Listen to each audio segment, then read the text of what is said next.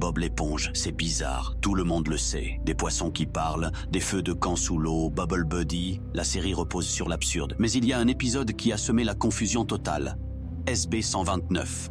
Un épisode tellement surréaliste, tellement glitché, tellement hors norme, que même aujourd'hui, les fans ne s'accordent pas sur son sens.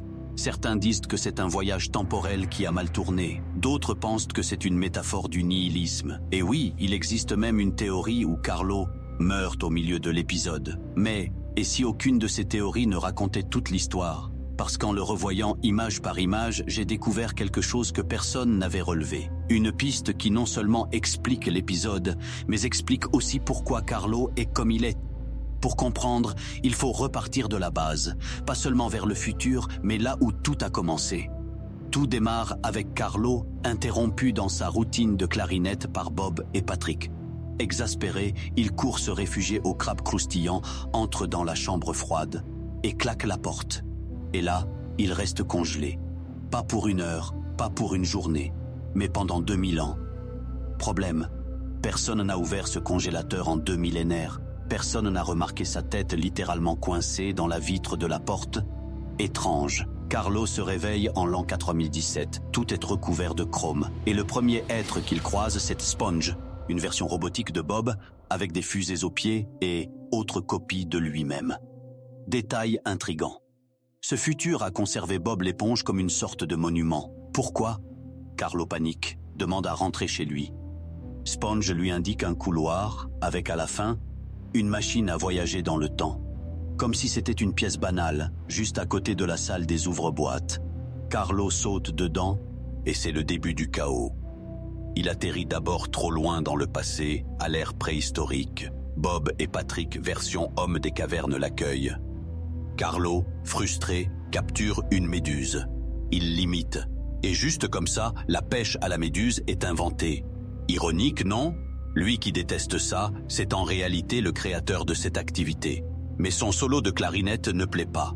Les primitifs le chassent, il brise la manette de la machine temporelle, et boum.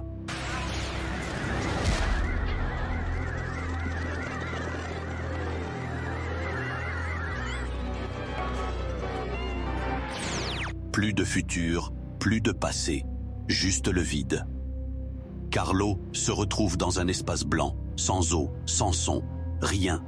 Juste ses propres paroles qui résonnent, se dédoublent, se déforment. Au début, il aime, parce qu'il est enfin seul. Mais rapidement, son isolement le ronge. Sa voix se brouille, son esprit se fissure. C'est peut-être la séquence la plus sombre de toute la série. Parce que ce vide, c'est une sorte de limbe. Pas de bulle, pas de fond marin. Carlo crie. La machine réapparaît. Mais cette fois, elle ne demande aucun levier, aucune destination. Elle écoute, elle obéit, et elle le renvoie chez lui, chez Bob, chez Patrick, à Conch Street, comme si de rien n'était. Sauf qu'à peine revenu, il l'invite à aller pêcher des méduses. Et là, le coup de massue? Mais qui est l'idiot qui a inventé ce jeu? Toi, Carlo, voilà la clé. Carlo est coincé dans un paradoxe temporel, un bootstrap paradoxe. Il déteste la pêche à la méduse, mais c'est lui qui l'a inventée en la ramenant du futur vers le passé. Il a créé le cycle qu'il voulait fuir. Et ce n'est pas tout.